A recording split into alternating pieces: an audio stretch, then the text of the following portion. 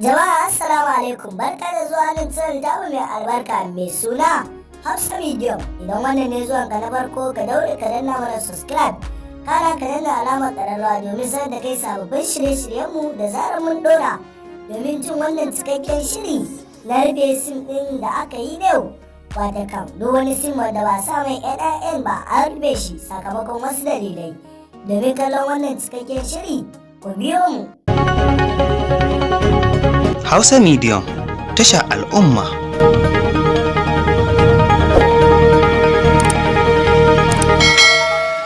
Jama'a barkanmu da dawa, kamar yadda muka alkawarta za mu bayyana muku dalilin da ya sa aka rufe duk wani sim wanda bai da NIN.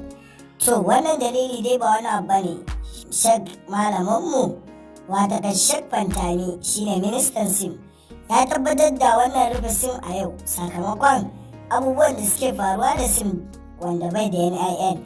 Ana aikata abubuwa laifuffuka daban-daban, sai ka ji an kira ka da waya ana ma barazana da rayuwarka. To duba da wannan abu, Sheikh Malam Fantami ya yi duba da wannan abu, ya je duk wata makafa domin gyaran wannan ƙasa tamu ya ba da gudunmawarsa 100%.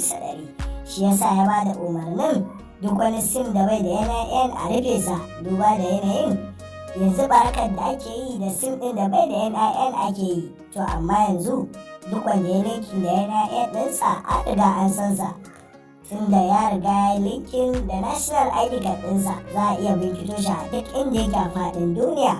Amma yanzu mutane suna amfani da sim ɗin da bai da NIN suna aikata abubuwa daban-daban. Shi yasa nan Sheikh malamin namu wata kan Sheikh Fantami ya ba da sanarwar duk wani sim da bai da NIN a kulle sa, kuma hakan ta tabbata a safiyar yau din nan. Muna roƙon Allah Ubangiji ya ci gaba da kawo mana gyara a ƙasar mu. Allah Ubangiji kuma ya raba mu da sharrin masu shari. Hausa Medium ta kuce.